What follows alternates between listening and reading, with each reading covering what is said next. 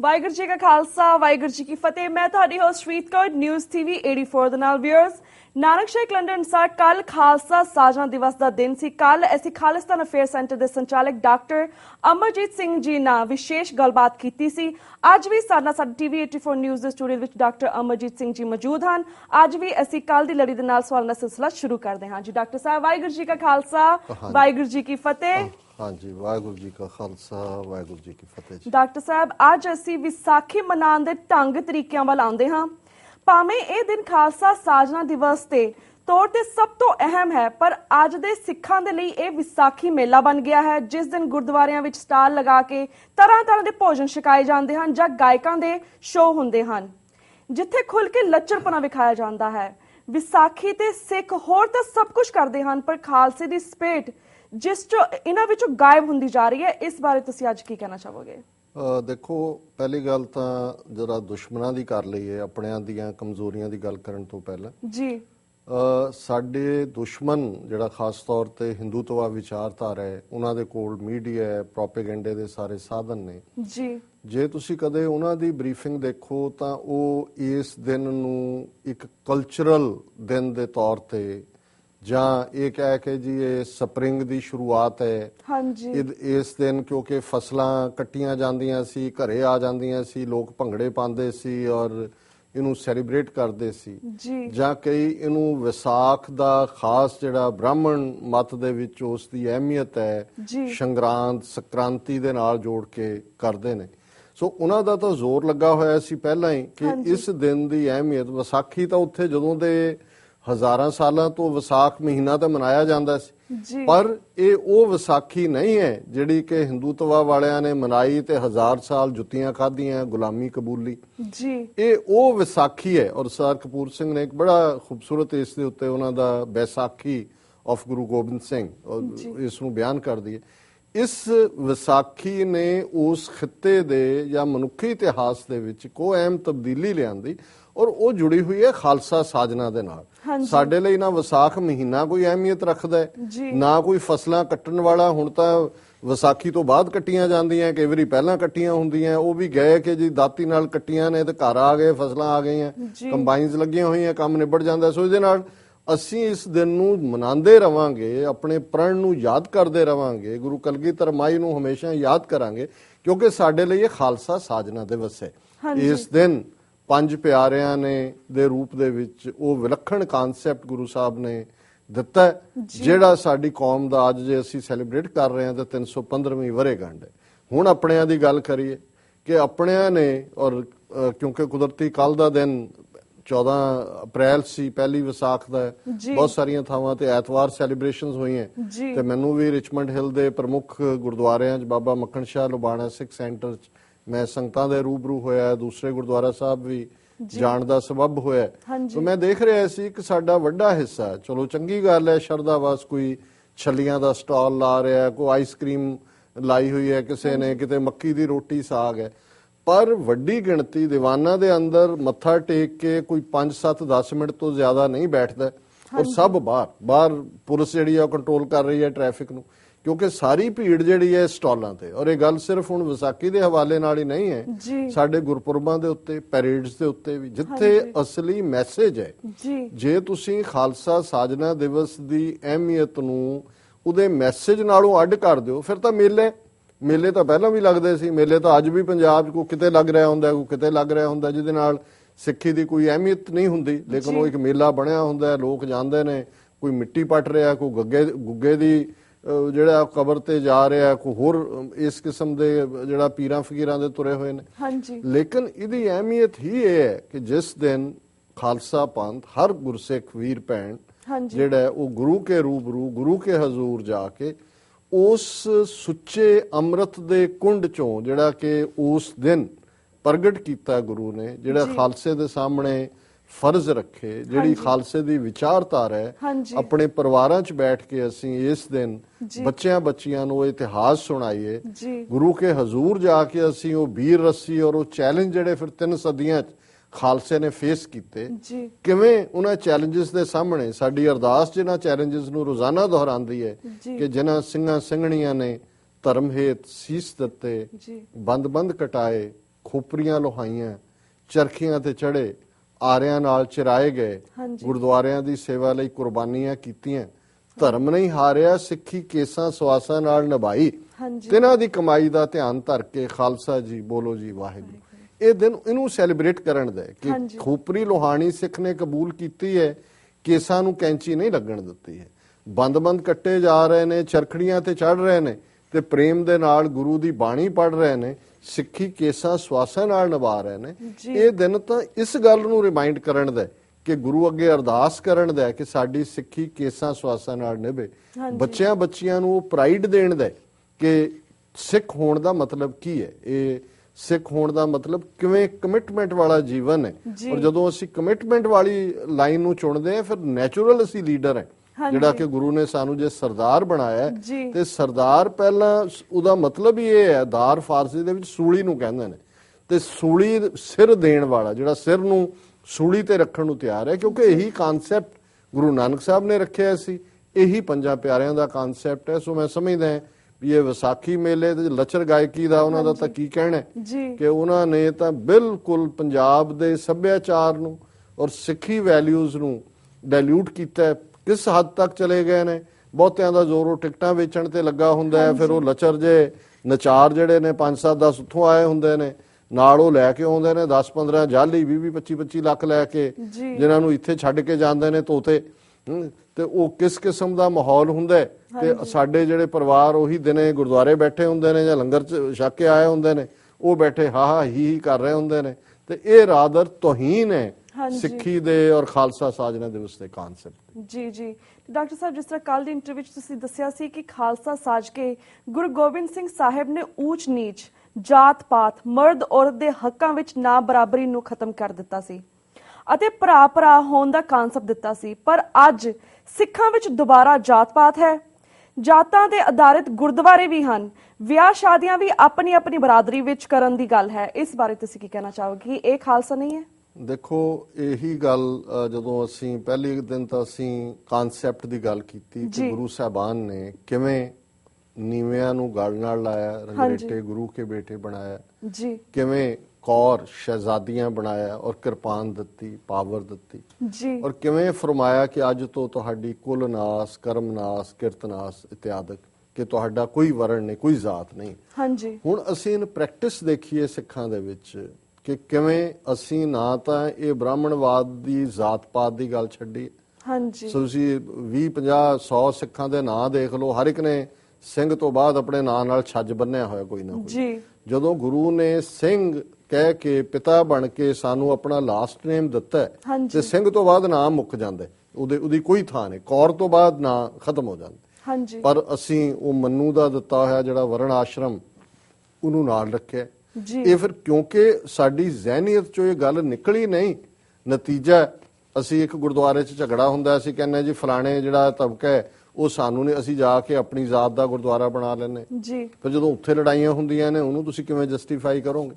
ਔਰ ਫਿਰ ਰਿਸ਼ਤਿਆਂ ਦੀ ਗੱਲ ਤੁਸੀਂ ਕੀਤੀ ਕਿ ਵੀ ਅਸੀਂ ਕੋਈ ਬਿਲਕੁਲ ਡੀਜਨਰੇਟ ਬੰਦਾ ਜਿਹੜਾ ਆਪਣੇ, ਜਿਹਨੂੰ ਅਸੀਂ ਭਾਈਚਾਰੇ ਦਾ ਕਹੀਏ, ਉਹਦੇ ਨਾਲ ਅਸੀਂ ਸਾਕ ਕਰਨ ਨੂੰ ਤਿਆਰ ਹੋ ਜਾਂਦੇ। ਪਰ ਜੇ ਅੰਮ੍ਰਿਤਧਾਰੀ ਸਿੰਘ ਉਸੇ ਹੀ ਸਿੱਖੀ ਵਰਗ ਦਾ, ਭਾਵੇਂ ਉਸਦੀ ਮੰਨੂਵਾਦੀ ਬਰਾਦਰੀ ਵੱਖਰੀ ਹੈ, ਤੇ ਉੱਥੇ ਅਸੀਂ ਮਾਰਨ ਤੱਕ ਜਾਂਦੇ ਹਾਂ, ਮਰਡਰ ਕਰ ਦਿੰਦੇ। ਹੁਣ ਇੱਧਰ ਤਾਂ ਸਾਨੂੰ ਰਹਿਤਨਾਮੇ ਯਾਦ ਕਰਵਾਉਂਦੇ ਨੇ ਕਿ ਅੰਮ੍ਰਿਤ ਕੋ ਪਾਣੀ ਕਹੇ, ਸਿੱਖ ਕੀ ਪੁੱਛੇ ਜ਼ਾਤ, ਦਇਆ ਸਿੰਘ ਮਮ ਸਿੱਖ ਨਹੀਂ, ਜਨਮ ਗਵਾਵੇ ਬਾਤ। ਹੁਣ ਭਾਈ ਦਇਆ ਸਿੰਘ ਦੇ ਰਹਿਤਨਾਮੇ 'ਚ ਇਹ ਹੈ ਕਿ ਭਾਈ ਜਿਹੜਾ ਸਿੱਖ ਦੀ ਜ਼ਾਤ ਵੀ ਪੁੱਛਦਾ ਕਿ ਤੂੰ ਕੌਣ ਹੈ, ਇਹ ਵੀ ਜਿਹੜਾ ਜਨਮ ਗਵਾਉਣ ਦੇ ਬਰਾਬਰ ਹੈ, ਇਹ ਵੀ ਐਂਟਾਈ ਸਿੱਖ ਹੈ ਗੱਲ। ਤੇ ਜਿੱਥੋਂ ਤੱਕ ਅਸੀਂ ਰਹਿਤ ਮਰਿਆਦਾ ਦੇਖਦੇ ਹਾਂ ਕਿ ਭਾਈ ਸਿੱਖ ਨਾਲ ਭੇਦ ਵਰਤੇ।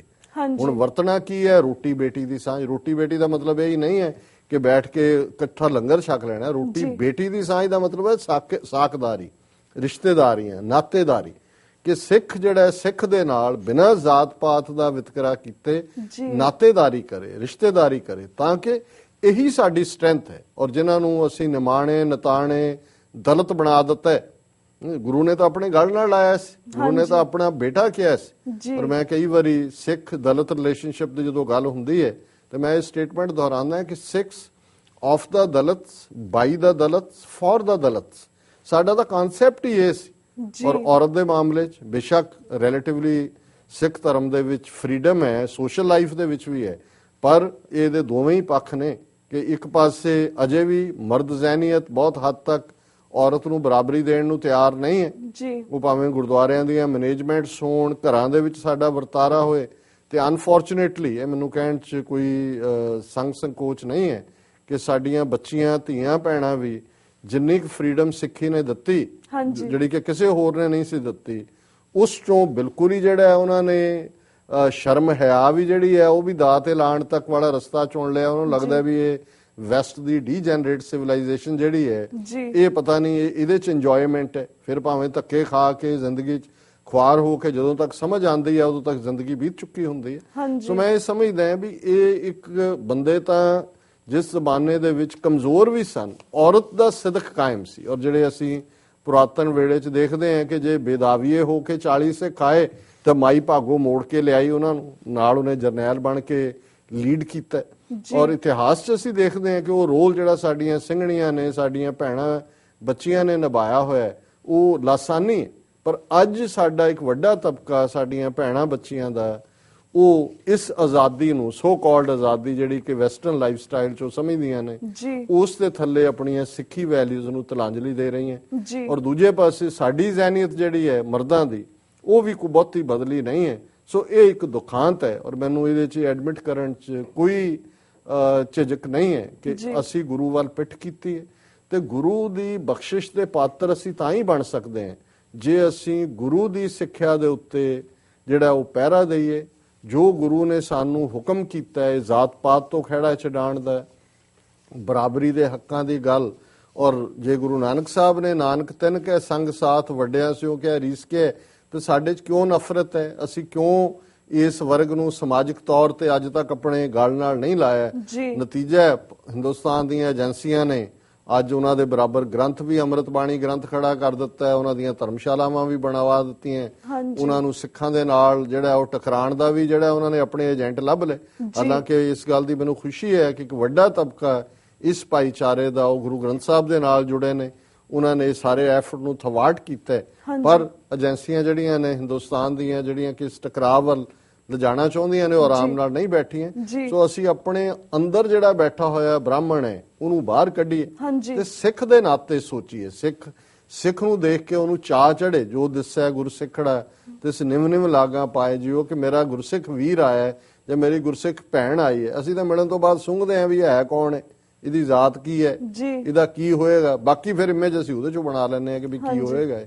ਸੋ ਇਹ ਗੁਰੂ ਵੱਲ ਪਿੱਠ ਹੈ, ਇਸ ਲਈ ਸਾਨੂੰ ਧੱਕੇ ਵੀ ਪੈ ਰਹੇ ਨੇ। ਜੀ ਤੇ ਡਾਕਟਰ ਸਾਹਿਬ ਦਾ ਅਗਲਾ ਕੁਐਸਚਨ, ਜਿਸ ਤਰ੍ਹਾਂ ਅੱਜ ਸਿੱਖਾਂ ਦੀ ਆਬਾਦੀ 30 ਮਿਲੀਅਨ ਦੇ ਲਗਭਗ ਹੈ ਅਤੇ ਸਿੱਖ ਦੁਨੀਆ ਦੇ ਲਗਭਗ ਹਰ ਦੇਸ਼ ਵਿੱਚ ਮੌਜੂਦ ਹਨ। ਭਾਰਤ ਵਿੱਚ ਸਿੱਖਾਂ ਦੀ ਨਸਲਕੁਸ਼ੀ ਹੋਵੇ ਜਾਂ ਬਾਹਰਲੇ ਦੇਸ਼ਾਂ ਵਿੱਚ ਨਸਲਵਾਦੀ ਨਫ਼ਰਤ ਆਪਣੇ ਵਿਲੱਖਣ ਸਰੂਪ ਕਰਕੇ ਸਿੱਖ ਹੇਟ ਕ੍ਰਾਈਮ ਦਾ ਸ਼ਿਕਾਰ ਹੁੰਦੇ ਹਨ। ਮੇਬੀ ਦੈਟਸ ਦੀ ਰੀਜ਼ਨ ਜਿਹੜੇ ਅੱਜ ਕੱਲ੍ਹ ਦੇ ਬੱਚੇ ਨੇ ਉਹ ਸਿੱਖੀ ਸਰੂਪ 'ਚ ਨਹੀਂ ਆਉਂਦੇ। ਤੇ ਜਿਵੇਂ ਸਿੱਖ ਕੌਮ ਨੂੰ ਇਹੋ ਜਿਹੀਆਂ ਮੁਸੀਬਤਾਂ ਤੋਂ ਕਿਸ ਤਰ੍ਹਾਂ ਛੁਟਕਾਰਾ ਮਿਲ ਸਕਦਾ ਹੈ?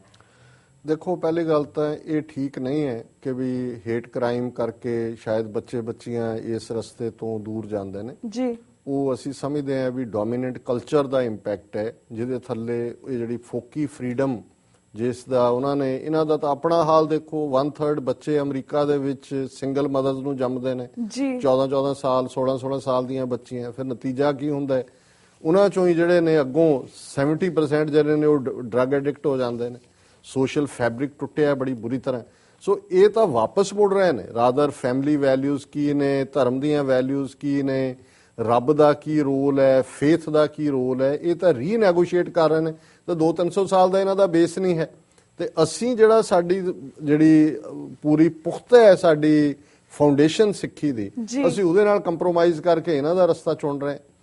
ਸੋ ਜਿਹੜਾ ਮੁੱਢਲੇ ਇਹਦੇ 'ਚ ਕੋਈ ਸ਼ੱਕ ਨਹੀਂ ਹੈ ਕਿ ਜੇ ਸਿੱਖ ਦਾ ਰੋਲ ਲੀਡਰ ਵਾਲਾ, ਲੀਡਰ ਜਿਹੜਾ ਹੈ ਉਸ ਦੇ ਉੱਤੇ ਐਕਸਟਰਾ ਜ਼ਿੰਮੇਵਾਰੀ ਹੁੰਦੀ ਹੈ। ਹਾਂਜੀ। ਔਰ ਜਿਹੜੀ ਚੀਜ਼ ਕੀਮਤੀ ਹੈ, ਜੇ ਕੇਸ ਕੀਮਤੀ ਨੇ ਤੇ ਫਿਰ ਇਸ ਦੇ ਲਈ ਖੋਪਰੀ ਲਵਾ ਲਈ ਹੈ, ਕੇਸ ਨਹੀਂ, ਕੇਸਾਂ ਦੇ ਤੋਂ ਜਿਹੜਾ ਉਹ ਡਿਸਟੈਂਸ ਨਹੀਂ ਕੀਤਾ।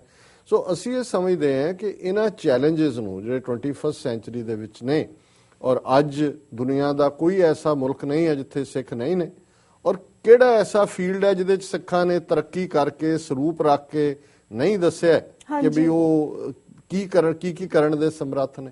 ਔਰ ਇਹ ਗੱਲ ਬੜੀ ਸਪਸ਼ਟਤਾ ਦੇ ਨਾਲ ਹੈ, ਮੈਨੂੰ ਯਾਦ ਹੈ ਅੱਗੇ ਵੀ ਸ਼ਾਇਦ ਮੈਂ ਕੋਟ ਕੀਤਾ ਕਿ ਸਟਾਕਟਨ 'ਚ ਇੱਕ ਬੱਚਾ ਜਿਹੜਾ ਨਵਾਂ ਪੰਜਾਬ 'ਚੋਂ ਆਇਆ, ਹਾਈ ਸਕੂਲ ਦਾ ਸਟੂਡੈਂਟ ਸੀ, ਉਸ ਦੇ ਕੋਲ ਜਿਹੜਾ ਉਹ ਸਕੂਲ ਦੇ ਵਿੱਚ ਤੰਗ ਕਰਦੇ ਸੀ ਬੱਚੇ, ਬੁਲਿੰਗ ਹੈ ਹੁਣ ਵੀ ਹੈ।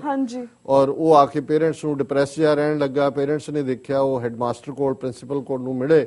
ਉਹਨਾਂ ਨੇ ਕਿਹਾ ਜੀ ਜੇ ਤੁਸੀਂ ਕਹਿੰਦੇ ਹੋ ਤਾਂ ਇਹਨੂੰ ਅਸੀਂ ਜਿਹੜਾ ਉਹ ਪਤਤ ਕਰ ਦਿੰਨੇ ਕਿ ਕਿਉਂਕਿ ਇਹ ਠੀਕ ਨਹੀਂ ਰਹਿੰਦਾ, ਖੁਸ਼ ਨਹੀਂ ਰਹਿੰਦਾ, ਇਹਦੀਆਂ ਪ੍ਰੋਬਲਮਸ ਨੇ ਪੱਗ ਨਾਲ। ਉਹਨੇ ਜਿਹੜਾ ਪ੍ਰਿੰਸੀਪਲ ਬੜਾ ਓਲਡ ਮੈਨ ਔਰ ਬੜਾ ਸੀਜ਼ਨਡ ਬੰਦਾ ਸੀ, ਟੀਚਰ, ਉਹਨੇ ਉਹਨਾਂ ਨੂੰ ਕਿਹਾ ਵੀ ਨਹੀਂ, ਇਹ ਕੰਮ ਨਾ ਕਰਨਾ, ਇਹਦੀ ਪ੍ਰੋਬਲਮ ਪੱਗ ਨਾਲ ਨਹੀਂ ਹੈ, ਇਹਦੀ ਪ੍ਰੋਬਲਮ ਉਸ ਦਿਨ ਸ਼ੁਰੂ ਹੋਏਗੀ ਜਿੱਦਣ ਇਹ ਪੱਗ ਲਾ ਦੇਗਾ। His problems will start from then. ਇਹ ਤੁਹਾਡੀ ਪਹਿਲੀ ਬੈਟਲ ਹੈ ਆਪਣੀ ਆਈਡੈਂਟੀਟੀ ਦੀ ਪਛਾਣ ਦੀ। ਔਰ ਜੇ ਇਹਦੇ 'ਚ ਇਹ ਹਾਰ ਗਿਆ, ਇਸ ਨੇ ਦੂਜਿਆਂ ਦੇ ਸਾਹਮਣੇ, ਤੇ ਜੇ ਇਹਨੇ ਕਾਇਮ ਰੱਖ ਲਿਆ, ਫਿਰ ਇਹ ਹਰ ਪਾਸੇ ਅੱਗੇ ਨਿਕਲ ਜਾਏਗਾ, ਕਿਉਂਕਿ ਫਿਰ ਇਹਨੂੰ ਜਿਹੜਾ ਆਪਣੀ ਅਹਿਮੀਅਤ ਦਾ ਅਹਿਸਾਸ ਹੋਏਗਾ, ਆਪਣੇ ਵਿੱਚ ਸੈਲਫ ਕੌਨਫੀਡੈਂਸ ਬਿਲਟ ਹੋਏਗਾ। ਸੋ ਮੈਂ ਸਮਝਦਾ ਹਾਂ ਵੀ ਸਾਨੂੰ ਤਾਂ ਗੁਰੂ ਨੇ ਨੈਚੁਰਲ ਲੀਡਰ ਬਣਾਇਆ। ਸਿੱਖ ਜਿਹੜਾ ਲੀਡਰ ਹੈ, ਹਿਊਮਨ ਕਾਈਂਡ ਦਾ ਲੀਡਰ ਹੈ, ਹਰ ਚੈਲੰਜ ਨੂੰ ਲੈਣਾ ਔਰ ਉਸ ਸਪਿਰਿਟ ਦੇ ਵਿੱਚ ਲੈਣਾ। ਔਰ ਇਹ ਤਾਂ ਗੁਰੂ ਦੇ ਔਰ ਸਟਰੈਂਥ ਗੁਰੂ ਦਿੰਦਾ। ਅਦਰਵਾਈਜ਼ ਜੇ 1.25 ਲੱਖ ਦੀ ਗੱਲ ਹੈ, ਜਦੋਂ ਅਸੀਂ ਸਿੱਖ ਕਹਿੰਦੇ ਹਾਂ ਜੀ 1.25 ਲੱਖ ਨਾਲ ਲੜਦੇ, ਗੁਰੂ ਸਾਹਿਬ ਨੇ ਲੜਾ ਕੇ ਦਿਖਾਇਆ। 40 ਸਿੱਖ ਨੇ, 10 ਲੱਖ ਦੀ ਫੌਜ ਹੈ। ਮਤਲਬ ਇਹ ਨਹੀਂ ਹੈ ਵੀ ਲਿਟਰਲੀ ਤੁਸੀਂ ਕੋਈ 1.25 ਲੱਖ ਫੌਜੀ ਮਾਰ ਦੇਣਾ ਦੁਸ਼ਮਣ ਦਾ। ਮਤਲਬ ਇਹ ਹੈ ਵੀ 1.25 ਲੱਖ ਬੰਦਾ ਵੀ ਇਕੱਠਾ ਹੋ ਕੇ ਤੁਹਾਡੇ ਫੇਥ ਤੋਂ ਤੁਹਾਨੂੰ ਡੁਲਾਣਾ ਚਾਹੇ ਤੇ ਤੁਸੀਂ ਨਹੀਂ ਡੋਲੋਗੇ, ਸਿਰ ਦੇ ਦਿਓਗੇ, ਪਰ ਤੁਸੀਂ ਉਹਦੇ ਸਾਹਮਣੇ ਜਿਹੜਾ ਉਹ ਨਹੀਂ ਝੁਕੋਗੇ ਨਹੀਂ। ਸੋ ਇਹੀ ਖਾਲਸਾਈ ਸਪਿਰਿਟ ਹੈ ਕਿ ਜਿਹਦੇ 'ਚ ਇੱਕ ਜ਼ਫਰਨਾਮੇ ਦੇ ਉੱਤੇ ਉਰਦੂ ਕਪਲੇਟ ਇਹ ਆਇਆ ਕਿ ਵੀ ਇਹ ਜਿਹੜਾ ਅੰਮ੍ਰਿਤ ਹੈ ਇਹਨੇ ਉਹ ਤਬਦੀਲੀ ਕੀਤੀ। ਔਰ ਜ਼ਫਰਨਾਮਾ ਫਤਿਹਨਾਮਾ ਚੋਂ ਹੀ ਉਰਦੂ ਦਾ ਉਹਦਾ ਪਾਰਟ ਹੈ ਕਿ ਉਹਨੇ ਉਹ ਤਬਦੀਲੀ ਕੀਤੀ ਕਿ ਉਸਨੇ ਚਮਨ में शगुफ्ता हुआ फूल फूल गई मुर्दनी ताज़ा कलियों को भूल। कि ਜਿਹੜਾ ਸਾਰਾ ਚਮਨ ਹੈ, ਸਾਰਾ ਬਾਗ ਹੈ, ਉਸ ਦੇ ਵਿੱਚ ਖੁਸ਼ੀ ਹੈ ਔਰ ਮੁਰਦੇ ਹਾਨੀ ਜਿਹੜੀ ਹੈ ਉਹ ਭੁੱਲ ਗਈ ਕਲੀਆਂ ਨੂੰ ਵੀ। और इस अमृत से बरसात होने लगी, मुहंग अफसर दा कलियों के धोने लगी। इस अमृत से एक बूंद चिड़िया ने पी, पकड़ ली उस जुबान शाहबाज की। ਇੱਕ ਚਿੜੀਆਂ ਸੀ ਜਿਹੜੀਆਂ ਬਿਲਕੁਲ ਮੁਰਦੇ ਹਨ ਲੋਕ, ਅੰਮ੍ਰਿਤ ਦੀਆਂ ਉਹਨਾਂ 5 ਬੂੰਦਾਂ ਨੇ ਉਹਨਾਂ ਦੇ ਵਿੱਚ ਚਿੜੀਆਂ ਚੋਂ ਹਿੰਮਤ ਭਰੀ ਕਿ ਉਹਨਾਂ ਨੇ ਜਾ ਕੇ ਸ਼ਾਹੀ ਬਾਜ਼ ਦੀ ਜ਼ਬਾਨ ਫੜ ਲਈ। ਇਹ ਹੈ ਜਦੋਂ ਚਿੜੀਆਂ ਸੇ ਮੈਂ ਬਾਜ ਤੋੜਾऊं, 1.25 लाख से एक लड़ाऊं, तब है गोबिंद सिंह नाम कहूं। ਇਹ ਸਪਿਰਿਟ ਹੈ। ਤੇ ਜੇ ਅਸੀਂ 21st ਸੈਂਚੁਰੀ 30 ਮਿਲੀਅਨ ਪਹੁੰਚੇ ਆ ਇੰਨੀਆਂ ਚੈਲੰਜਸ ਦੇ ਨਾਲ, ਮੁਗਲਾਂ ਨਾਲ ਲੜੇ, ਅਫਗਾਨਾਂ ਨਾਲ ਲੜੇ, ਅੰਗਰੇਜ਼ਾਂ ਨਾਲ ਲੜੇ, ਅੱਜ ਹਿੰਦੂ ਤਵੀਆਂ ਨਾਲ ਅਸੀਂ ਇੱਕ ਨਸਲਕੁਸ਼ੀ ਤੋਂ ਬਾਅਦ ਦੂਸਰੀ ਚੋਂ ਵੀ ਫਿਰ ਵੀ ਅਸੀਂ ਸਿਰ ਕੱਢਿਆ। ਅਸੀਂ ਹਰ ਇੱਕ ਨੂੰ ਸਜ਼ਾ ਦਿੱਤੀ ਹੈ। ਇੰਦਰਾ ਗਾਂਧੀ, ਜਨਰਲ ਵੈਦਿਆ, ਬੇਅੰਤ ਸਿੰਘ ਜਿਹੜੇ ਬਚੇ ਹੋਏ ਨੇ ਉਹ ਵੀ ਡਰਦੇ ਫਿਰਦੇ ਨੇ ਕਿ ਵੀ ਸਿੱਖਾਂ ਨੇ ਛੱਡਣਾ ਨਹੀਂ ਹੈ। ਹੁਣ ਇਹੀ ਸਪਿਰਿਟ ਹੈ ਕਿ ਜਿਹੜੀ ਅੰਮ੍ਰਿਤ ਦੀ ਸਪਿਰਿਟ ਹੈ ਕਿ ਉਸਨੇ ਜ਼ਾਲਮ ਨੂੰ ਵੰਗਾਰਿਆ ਔਰ ਜ਼ਾਲਮ ਨੂੰ ਸਜ਼ਾ ਯਾਫਤਾ ਕੀਤੇ। ਸੋ ਮੈਂ ਆਪਣੇ ਯੰਗਸਟਰਸ ਨੂੰ ਵੀ, ਆਪਣੇ ਬੱਚੇ ਬੱਚੀਆਂ ਨੂੰ, ਆਪਣੀਆਂ ਭੈਣਾਂ ਨੂੰ, ਭਰਾਵਾਂ ਨੂੰ ਇਹੀ ਕਹਿਣਾ ਚਾਹਾਂਗਾ ਕਿ ਸਪਿਰਿਟ ਖਾਲਸੇ ਦੀ ਹੈ। ਤੇ ਜੇ ਤੁਸੀਂ ਖਾਲਸਾਈ ਸਪਿਰਿਟ ਦੇ ਵਿੱਚ ਰਹਿਣੇ ਤੇ ਫਿਰ ਗੁਰੂ ਵੱਲ ਮੂੰਹ ਕਰਨਾ ਪਏਗਾ। ਫਿਰ ਪਹਾੜ ਹੋਣ, ਸਮੁੰਦਰ ਹੋਣ, ਰੇਗਿਸਤਾਨ ਹੋਣ, ਕੋਈ ਵੀ ਚੀਜ਼ ਸਿੱਖ ਦੀ ਜਿਹੜੀ ਉਹ ਹੌਸਲੇ ਵਾਲੀ ਬਿਰਤੀ ਹੈ ਉਹਨੂੰ ਡੁਲਾ ਨਹੀਂ ਸਕਦੀ। ਤੇ ਜੇ ਅਸੀਂ ਪਹਿਲਾਂ ਹੀ ਮੁੱਦੇ ਮੂੰਹ ਡਿੱਗਣਾ ਫਿਰ ਤਾਂ ਡਿਪਰੈਸ਼ਨ ਦੀਆਂ ਗੋਲੀਆਂ ਖਾ ਕੇ ਸੌਣ ਵਾਲੀ ਗੱਲ ਹੁੰਦੀ ਹੈ। ਇਹ ਚੈਲੰਜ ਨਾ ਹੋਏਗਾ ਕੋਈ ਹੋਰ ਹੋਏਗਾ, ਕਿਸੇ ਦਾ ਕਾਰੋਬਾਰ ਮਾੜਾ ਹੋ ਗਿਆ, ਕਿਸੇ ਨੂੰ ਕੁਝ ਹੋਰ ਹੋ ਗਿਆ। ਸੋ ਮੈਂ ਸਮਝਦਾ ਵੀ ਖਾਲਸਾਈ ਸਪਿਰਿਟ ਹੀ ਸਾਨੂੰ ਜਿਉਂਦੇ ਰੱਖਦੀ ਹੈ ਔਰ ਜੇ ਉਹ ਨਹੀਂ ਹੈ ਤੇ ਫਿਰ ਅਸੀਂ ਸਿੱਖ ਨਹੀਂ ਹੈਗੇ। ਜੀ ਬਿਲਕੁਲ ਬਿਲਕੁਲ। ਤੇ ਡਾਕਟਰ ਸਾਹਿਬ ਜਿਹੜਾ ਸਾਡਾ ਅਗਲਾ ਕੁਐਸਚਨ ਹੈ, ਅਸੀਂ ਫੇਸਬੁੱਕ ਤੋਂ ਲਿੱਤਾ ਗਿਆ। ਜਿਸ ਤਰ੍ਹਾਂ ਕਈ ਹਿੰਦੂ ਸਕਾਲਰਸ ਵੱਲੋਂ ਇਹ ਕਿਹਾ ਜਾਂਦਾ ਹੈ ਕਿ ਖਾਲਸਾ ਪੰਥ ਹਿੰਦੂ ਧਰਮ ਦੀ ਰੱਖਿਆ ਦੇ ਲਈ ਸਾਜਿਆ ਗਿਆ ਸੀ।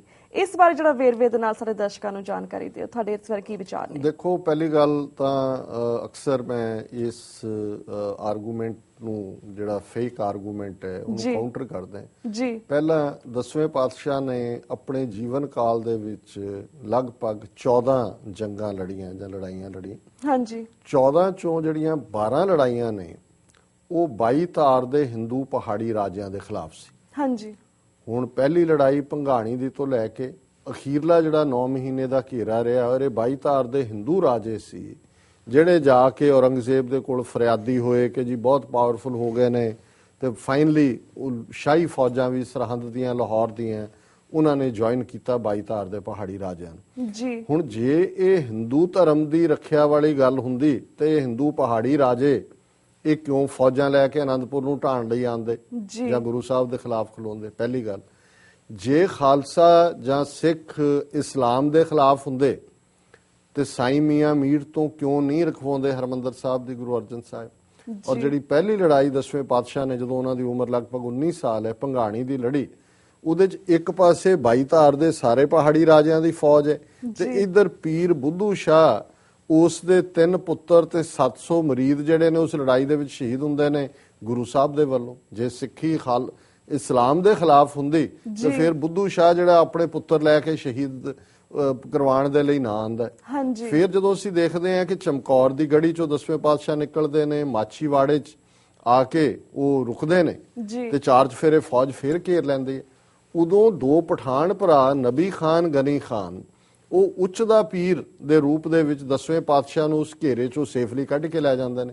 ਜੇ ਖਾਲਸਾ ਕਨਸੈਪਟ ਇਸਲਾਮ ਦੇ ਖਿਲਾਫ ਹੁੰਦਾ ਤੇ ਨਬੀ ਖਾਨ, ਗਨੀ ਖਾਨ, ਉਹ ਸਭ ਤੋਂ ਜਿਹੜੀ ਟਰਾਈਂਗ ਮੂਵਮੈਂਟ ਹੈ, ਜਦੋਂ ਕਿ ਕੁਝ ਵੀ ਵਾਪਰ ਸਕਦਾ ਸੀ, ਉਹ ਆਪਣੀ ਜਾਨ ਖਤਰੇ 'ਚ ਪਾ ਕੇ ਗੁਰੂ ਗੋਬਿੰਦ ਸਿੰਘ ਸਾਹਿਬ ਨੂੰ ਸੇਫਟੀ ਤੱਕ ਲਿਜਾਂਦੇ ਨੇ, ਕਿਉਂਕਿ ਉਹਨਾਂ ਨੂੰ, ਬੁੱਧੂ ਸ਼ਾਹ ਨੂੰ, ਬਾਕੀਆਂ ਨੂੰ ਇਹ ਗੱਲ ਬੜੀ ਸਪਸ਼ਟ ਸੀ ਕਿ ਖਾਲਸਾ ਜ਼ੁਲਮ ਦੇ ਖਿਲਾਫ ਹੈ। ਉਹ ਜ਼ੁਲਮ ਭਾਵੇਂ ਔਰੰਗਜ਼ੇਬ ਕਰ ਰਿਹਾ ਸੀ, ਜਿਹੜਾ ਹੂ ਹੈਪਨ ਟੂ ਬੀ ਏ ਮੁਸਲਮ, ਭਾਵੇਂ 22 ਧਾਰ ਦੇ ਪਹਾੜੀ ਰਾਜੇ ਕਰ ਰਹੇ ਸੀ, ਹੂ ਹੈਪਨ ਟੂ ਬੀ ਹਿੰਦੂਜ਼। ਸੋ ਖਾਲਸੇ ਦਾ ਕਨਸੈਪਟ ਜਿਹੜਾ ਹੈ ਉਹ ਜ਼ੁਲਮ ਦੇ ਖਿਲਾਫ ਹੈ, ਇਸਲਾਮ ਦੇ ਖਿਲਾਫ ਨਹੀਂ। ਇਹ ਤਾਂ ਹਿੰਦੂ ਜਿਹੜੇ ਸਕਾਲਰ ਨੇ ਜਾਂ RSS ਹਿੰਦੂਤਵੀ ਵਿਚਾਰਧਾਰਾ ਹੈ, ਇਹ ਸਿੱਖਾਂ ਨੂੰ ਅੱਜ ਵੀ ਇਹ ਪਿਚ ਕਰਨਾ ਚਾਹੁੰਦੇ ਨੇ ਲਿਆ ਕੇ, ਤਾਂ ਕਿ ਸਾਡੀ ਪਾਵਰ ਨੂੰ ਇਹ ਪਾਕਿਸਤਾਨ ਦੇ ਖਿਲਾਫ, ਮੁਸਲਮਾਨਾਂ ਦੇ ਖਿਲਾਫ ਵਰਤਣ। ਸਿੱਖ ਨਿਰਪੱਖ ਤੌਰ ਦੇ ਉੱਤੇ ਹਰ ਧਰਮ ਦਾ ਸਤਿਕਾਰ ਕਰਦੇ ਨੇ। ਇਹੀ ਸਾਡੀ ਗੁਰੂ ਸਾਹਿਬਾਨ ਦੀ ਟੀਚਿੰਗ ਹੈ। ਗੁਰੂ ਗ੍ਰੰਥ ਸਾਹਿਬ ਦੇ ਵਿੱਚ ਜੇ ਪੰਡਿਤ ਰਾਮਾਨੰਦ ਦੀ ਬਾਣੀ ਹੈ ਤੇ ਭਗਤ ਕਬੀਰ ਜੀ, ਭਗਤ ਰਵਿਦਾਸ ਜੀ, ਜਿਨ੍ਹਾਂ ਨੂੰ ਸ਼ੂਦਰ ਬਣਾਇਆ, ਉਹਨਾਂ ਦੀ ਵੀ ਬਾਣੀ ਹੈ, ਤੇ ਬਾਬਾ ਫਰੀਦ ਜਿਹੜੇ ਇਹਨਾਂ ਦੀ ਡੈਫੀਨੇਸ਼ਨ ਨਾਲ ਮੁਸਲਮਾਨ ਨੇ, ਉਹਨਾਂ ਦੀ ਵੀ ਬਾਣੀ ਹੈ। ਜਦੋਂ ਅਸੀਂ ਸਿਰ ਝੁਕਾਉਂਦੇ ਹਾਂ ਤੇ ਸਾਡੇ ਸਾਹਮਣੇ ਕੋਈ ਹਿੰਦੂ ਮੁਸਲਮਾਨ ਨਹੀਂ ਹੈ, ਇਹ ਨਿਆਰਾ ਪੰਥ ਤਿੰਨਾਂ। ਇਸ ਦੇ ਉਲਟ ਰਾਦਰ ਜਿਹੜਾ ਵਾਰਨ ਕੀਤਾ ਗੁਰੂ ਗੋਬਿੰਦ ਸਿੰਘ ਸਾਹਿਬ ਨੇ ਖਾਲਸੇ ਨੂੰ ਕਿ ਜਬ ਲਗ ਖਾਲਸਾ ਰਹੇ ਨਿਆਰਾ, ਤਬ ਲਗ ਤੇਜ ਦਿਓ ਮੈਂ ਸਾਰਾ, ਜਬ ਇਹ ਗਹਿ ਵਿਪਰਨ ਕੀ ਰੀਤ, ਮੈਂ ਨਾ ਕਰੋ ਇਨਕੀ ਪ੍ਰਤੀਤ। ਕਿ ਜਦੋਂ ਤੱਕ ਖਾਲਸਾ ਨਿਆਰਾ ਹੈ, ਆਪਣੀ ਵਿਲੱਖਣ ਹੋਂਦ, ਵਿਲੱਖਣ ਹਸਤੀ ਨੂੰ ਕਾਇਮ ਰੱਖੇਗਾ, ਮੇਰਾ ਸਾਰਾ ਤੇਜ, ਪਾਵਰ, ਔ, ਗ੍ਰੈਂਡਿਓ ਖਾਲਸੇ ਦੀ। ਪਰ ਜਬ ਇਹ ਗਹਿ ਵਿਪਰਨ ਕੀ ਰੀਤ, ਹੁਣ ਬਿਬਰ ਬੱਬੇ ਨਾਲ ਹੈ, ਬਿਪਰ ਬ੍ਰਾਹਮਣ ਨੂੰ ਕਹਿੰਦੇ ਨੇ, ਪਰ ਜੇ ਇਹਨੇ ਬ੍ਰਾਹਮਣ ਦੇ ਰਸਤੇ ਤੇ ਤੁਰਨਾ, ਵਿਪਰਵਾਦ ਨੂੰ ਮੰਨਣਾ, ਬ੍ਰਾਹਮਣਵਾਦ ਨੂੰ ਮੰਨਣਾ, ਮੈਂ ਨਾ ਕਰੋ ਇਨਕੀ ਪ੍ਰਤੀਤ, ਫਿਰ ਮੇਰਾ ਖਾਲਸੇ ਦੇ ਨਾਲ ਕੋਈ ਸਬੰਧ ਨਹੀਂ ਹੈ। ਸੋ ਇਹ ਇਹਨਾਂ ਦਾ ਹੀ ਹਿੰਦੂ ਆਈਡੀਅਲੌਗਸ ਦਾ ਦਿੱਤਾ ਗਿਆ ਕਨਸੈਪਟ ਹੈ ਕਿ ਸਿੱਖ ਪਾਵਰ ਨੂੰ ਮੁਸਲਮਾਨਾਂ ਦੇ ਖਿਲਾਫ ਭੁਗਤਾਣਾ, ਪਰ ਸਿੱਖ ਇਹਨਾਂ ਨੂੰ ਚੰਗੀ ਤਰ੍ਹਾਂ ਸਮਝਦੇ ਨੇ। ਜੇ ਪਹਿਲਾਂ ਨਹੀਂ ਸੀ ਸਮਝਦੇ ਤਾਂ ਜੂਨ 84 ਦੀ ਸਮਝ ਆ ਗਈ। ਜਿਨ੍ਹਾਂ ਨੂੰ ਨਹੀਂ ਜੂਨ 84 ਚ ਆਈ ਸੀ, ਉਹਨਾਂ ਨੂੰ ਨਵੰਬਰ 84 ਚ ਆ ਗਈ। ਹੁਣ ਇੱਕ ਨਸਲਕੁਸ਼ੀ ਤੋਂ ਬਾਅਦ ਦੂਸਰੀ ਦੇਖਣ ਤੋਂ ਬਾਅਦ ਸਾਨੂੰ ਕੋਈ ਭੁਲੇਖਾ ਨਹੀਂ ਹੈ ਕਿ ਸਾਡਾ ਅਸਲੀ ਵੈਰੀ ਕੌਣ ਹੈ। ਐਵੇਂ ਨਹੀਂ ਅਫਜ਼ਲ ਅਹਿਸਨ ਰੰਧਾਵਾ ਹੋਏ ਜਾਂ ਮਹਿਬੂਬ ਹੋਏ, ਜਦੋਂ ਦਰਬਾਰ ਸਾਹਿਬ ਤੇ ਹਮਲਾ ਹੁੰਦਾ ਤਾਂ ਉਹ ਕਹਿੰਦੇ ਨੇ 5 ਸਦੀਆਂ ਦਾ ਵੈਰ ਕਮਾਇਆ। ਵੈਰ ਤਾਂ ਇਹ ਪੈ ਸੀ, ਇਹਨਾਂ ਨੂੰ ਸਭ ਤੋਂ ਜ਼ਿਆਦਾ ਤਕਲੀਫ ਸੀ ਕਿ ਸੰਗਤ ਪੰਗਤ, ਬ੍ਰਾਹਮਣ ਦਾ ਵਰਣ ਆਸ਼ਰਮ ਤੋੜ ਦਿੱਤਾ ਹੈ, ਜਾਤ ਪਾਤ ਤੋੜ ਦਿੱਤੀ, ਇਕੱਠਾ ਬਹਿਣਾ, ਇਕੱਠੇ ਖਾਣਾ, ਇਕੱਠੇ ਨਹਾਣਾ, ਇਹ ਸਾਰੇ ਕਨਸੈਪਟ ਬਰਾਬਰੀ ਦੇ ਕਨਸੈਪਟ ਦਿੱਤੇ। ਇਹਨਾਂ ਦਾ ਤਾਂ ਕਨਸੈਪਟ ਹੀ ਹੈ ਕਿ ਜਨਮ ਨਾਲ ਹੀ ਕੋਈ ਬ੍ਰਾਹਮਣ। ਸੋ ਇਹ ਬਿਲੀਵ ਕਰਦੇ ਨੇ ਕਿ ਇਹ ਬਰਥ ਰਾਈਟ ਹੈ, ਕਿਉਂਕਿ ਜਿਹੜਾ ਬ੍ਰਾਹਮਣ ਬਣ ਗਿਆ ਉਹ ਜਨਮ ਤੋਂ ਹੀ ਬ੍ਰਾਹਮਣ ਹੈ, ਉਹ ਬਦਲ ਹੀ ਨਹੀਂ ਸਕਦਾ, ਉਹਦਾ ਉਹ ਸਟੇਟਸ ਰਹੇਗਾ। ਤੇ ਇੱਥੇ ਜਿਹੜਾ ਕਨਸੈਪਟ ਹੈ ਉਹ ਬਰਾਬਰੀ ਦਾ ਹੈ। ਸੋ ਇਹ ਬਿਲਕੁਲ ਨਿਰਮੂਲ ਪ੍ਰੋਪੇਗੈਂਡਾ ਹੈ। ਜੀ ਜੀ ਡਾਕਟਰ ਸਾਹਿਬ, ਆਪਣੇ ਕੋ ਐਦੀਨ 2 ਮਿੰਟ ਰਹਿ ਗਏ ਨੇ। ਐਦੀਨ ਅਸੀਂ ਜਾਣਨਾ ਚਾਹਾਂਗੇ, ਜਿਵੇਂ 21ਵੀਂ ਸਦੀ ਵਿੱਚ ਜਦੋਂ ਕਿ ਦੁਨੀਆ ਵਿੱਚ ਇੱਕ ਪਾਸੇ ਮਟੀਰੀਅਲਿਜ਼ਮ ਦਾ ਬੋਲਬਾਲਾ ਹੈ ਤੇ ਦੂਸਰੇ ਪਾਸੇ ਲੋਕ ਰੱਬ ਦੀ ਹੋਣ ਤੋਂ ਵੀ ਮੁਨਕਰ ਹੋ ਰਹੇ ਨੇ, ਤੁਸੀਂ ਸਿੱਖ ਧਰਮ ਦਾ ਕੀ ਫਿਊਚਰ ਦੇਖਦੇ ਹੋ? ਇਸ ਬਾਰੇ 2 ਮਿੰਟ ਦੇ ਵਿੱਚ ਜਾਣਕਾਰੀ ਦਿਓ। ਦੇਖੋ, ਇਹਦੇ ਵਿੱਚ ਕੋਈ ਸ਼ੱਕ ਨਹੀਂ ਹੈ ਕਿ ਚੈਲੰਜਸ ਪਹਿਲਾਂ ਵੀ ਰਹੇ ਨੇ, ਅੱਜ ਵੱਖਰੀ ਕਿਸਮ ਦੇ ਚੈਲੰਜ ਨੇ ਜੀ। ਇੱਕ ਪਾਸੇ ਸਾਡੇ ਖਾਲਸੇ ਦੀ ਜਨਮ ਭੂਮੀ, ਪਿਤਰੀ ਭੂਮੀ 'ਚ ਕਿਵੇਂ ਇੱਕ ਨਸਲਕੁਸ਼ੀ ਤੋਂ ਬਾਅਦ ਦੂਸਰੀ ਨਸਲਕੁਸ਼ੀ, ਸਿੱਖੀ ਦਾ ਮੁਕੰਮਲ ਖਾਤਮਾ ਕਰਨ ਦੇ ਲਈ ਹਿੰਦੂ ਤਵੀਆਂ ਨੇ ਅੱਡ-ਅੱਡ ਜਿਹੜੇ ਨੇ, ਜਿਨ੍ਹਾਂ ਨੂੰ ਆਪਰੇਸ਼ਨਸ ਦਾ ਨਾਮ ਦਿੱਤਾ ਗਿਆ, ਉਹ ਨੀਤੀ ਅਪਣਾਈ ਜੀ। ਬਾਹਰ ਵੀ ਖਾਸ ਤੌਰ ਤੇ 9/11 ਤੋਂ ਬਾਅਦ ਹੇਟ ਕ੍ਰਾਈਮਸ, ਦੂਸਰੀ ਤੀਸਰੀ ਨੇ ਕਾਫੀ ਇੱਕ ਭੈਭੀਤ ਵਾਲਾ ਮਾਹੌਲ ਵੀ ਬਣਾਇਆ। ਪਰ ਜੇ ਅਸੀਂ ਫਖਰ ਵਾਲੀ ਗੱਲ ਦੇਖੀਏ ਕਿ ਜੇ ਬ੍ਰਿਟਿਸ਼ ਪ੍ਰਧਾਨ ਮੰਤਰੀ ਇੱਕ ਸਪੈਸ਼ਲ ਫੰਕਸ਼ਨ ਕਰਕੇ ਖਾਲਸਾ ਸਾਜਨਾ ਦਿਵਸ ਦੀ ਮੁਬਾਰਕਬਾਦ ਦਿੰਦਾ ਹੈ ਸਿੱਖਾਂ ਨੂੰ ਜੀ। ਕੈਨੇਡਾ ਦੀ ਰੂਲਿੰਗ ਜਮਾਤ ਹੋਏ, ਆਪੋਜੀਸ਼ਨ ਹੋਏ, ਉਹਨਾਂ ਨੇ ਸਪੈਸ਼ਲ ਫੰਕਸ਼ਨਸ ਦੇ ਨਾਲ ਇਸ ਦਿਨ ਨੂੰ ਸੈਲੀਬ੍ਰੇਟ ਕੀਤਾ ਹੈ। ਆ ਪਰੇਡ ਪਿਛਲੇ ਦਿਨਾਂ 'ਚ ਵੈਨਕੂਵਰ 'ਚ ਹੋਈ ਹੈ, ਸਰੀ 'ਚ ਹੋਈ ਹੈ, 1.5-2 ਲੱਖ ਸਿੱਖ ਸ਼ਾਮਲ ਹੁੰਦੇ ਨੇ। ਸਾਰੇ ਪ੍ਰਾਈਮ ਮਿਨਿਸਟਰਸ ਤੋਂ ਲੈ ਕੇ ਸਟੇਟ ਤੱਕ ਦੇ ਅਹੁਦੇਦਾਰ ਉਹਦੇ ਸ਼ਾਮਲ ਹੁੰਦੇ ਨੇ। ਅਮਰੀਕਾ ਦੇ ਵਿੱਚ ਸਿੱਖ ਕਾਕਸ ਬਣੀ ਹੈ ਜਿਹਦੇ 35 ਤੋਂ ਹੁਣ 40 ਮੈਂਬਰ ਬਣ ਗਏ ਨੇ। ਉਹਨਾਂ ਨੇ ਖਾਸ ਜਿਹੜਾ ਫੰਕਸ਼ਨ ਕਰਕੇ ਇੱਕ ਰੈਜ਼ੋਲੂਸ਼ਨ, ਹਾਊਸ ਰੈਜ਼ੋਲੂਸ਼ਨ 550 ਜਿਹੜਾ ਉਹ ਪਾਸ ਕੀਤਾ, ਜਿਹਦੇ 'ਚ ਸਿੱਖਾਂ ਦੀ ਵੱਖਰੀ ਹੋਂਦ ਔਰ ਸਿੱਖ ਕੌਮ ਦੀ ਜਿਹੜੀ ਵਿਲੱਖਣ ਹੋਂਦ ਹੈ ਉਸ ਨੂੰ ਕਬੂਲੇ।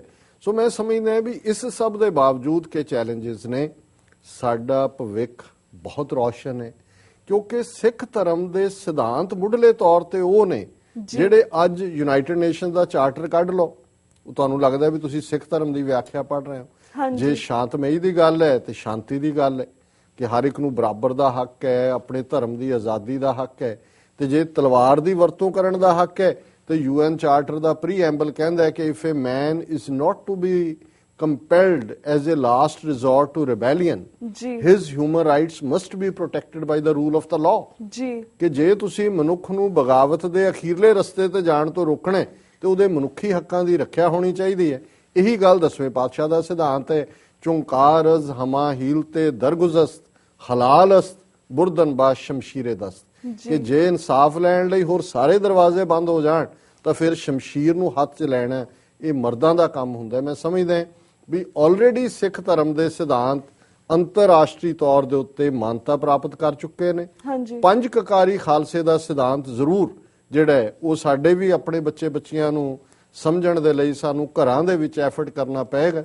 ਔਰ ਖਾਲਸਾ ਧਰਮ ਆਲਰੇਡੀ ਦੁਨੀਆ ਦਾ ਅਸੀਂ 5ਵਾਂ ਵੱਡਾ ਧਰਮ ਹੈ ਔਰ ਅਸੀਂ ਦੁਨੀਆ ਦੇ ਵਿੱਚ ਆਪਣੀ ਥਾਂ ਬਣਾਈ ਹੈ। ਔਰ ਜੇ ਮੈਂ ਕਨਕਲੂਡ ਕਰਾਂ, ਅਰਨੋਲਡ ਟੋਇਨਬੀ ਜਿਹਨੇ ਐਨਸਾਈਕਲੋਪੀਡੀਆ ਆਫ ਵਰਲਡ ਰਿਲੀਜਨਸ ਲਿਖਿਆ, ਉਹਨੇ ਕਿਹਾ ਵੀ ਦੁਨੀਆ 'ਚ ਜਦੋਂ ਸਾਰਾ ਕੁਝ ਖਾਤਮੇ ਵੱਲ ਜਾਏਗਾ ਤੇ ਜੇ ਕਦੇ ਕੋਈ ਕ੍ਰੀਏਟਿਵ ਡਿਬੇਟ ਹੋਏਗੀ ਧਰਮਾਂ ਦੇ ਮਾਮਲੇ 'ਚ, ਉਹਨੇ ਕਿਹਾ ਵੀ ਭਾਵੇਂ ਲੋਕ ਐਥੀਇਸਟ ਬਣ ਰਹੇ ਨੇ, ਜਿਹੜਾ ਆਰਗੇਨਾਈਜ਼ਡ ਰਿਲੀਜਨ ਹੈ ਉਸ ਤੋਂ ਬਗਾਵਤ ਹੈ, ਪਰ ਉਹਨੇ ਕਿਹਾ ਵੀ ਭਵਿੱਖ 'ਚ ਜਦੋਂ ਕੋਈ ਸਾਰਥਕ ਡਿਬੇਟ ਹੋਏਗੀ ਤੇ ਸਿੱਖਾਂ ਦੇ ਕੋਲ, ਸਿੱਖ ਧਰਮ ਦੇ ਕੋਲ ਉਸ ਡਿਬੇਟ 'ਚ ਦੇਣ ਲਈ ਬਹੁਤ ਕੁਝ ਹੋਏਗਾ।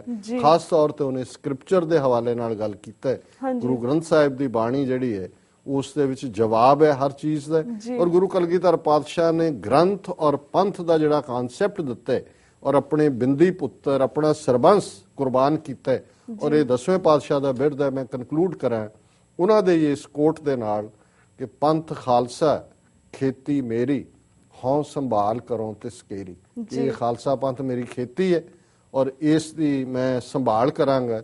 ਉਹ ਇਸ ਗਾਰਡਨ ਦੇ, ਇਸ ਗੁਲਸ਼ਨ ਦੇ ਮਾਲੀ ਨੇ, ਪੰਥ ਦੇ ਵਾਲੀ ਨੇ ਔਰ ਉਹਨਾਂ ਨੇ ਇਹ ਪੰਥ ਜਿਹੜਾ ਕਿ ਜਿਸ ਦੀਆਂ ਜੜ੍ਹਾਂ ਪਤਾਲ 'ਚ ਨੇ, ਜਿਹਦੇ ਲਈ ਉਹਨਾਂ ਨੇ ਸਰਬੰਸ ਕੁਰਬਾਨ ਕੀਤਾ ਹੈ, ਇਸ ਨੂੰ ਹਮੇਸ਼ਾ ਹਮੇਸ਼ਾ ਦੇ ਲਈ ਇਸ ਧਰਤੀ ਦੇ ਉੱਤੇ ਖਾਲਸਾ ਅਕਾਲ ਪੁਰਖ ਕੀ ਫੌਜ, ਪ੍ਰਗਟਿਓ ਖਾਲਸਾ ਪਰਮਾਤਮ ਕੀ ਮੌਜ।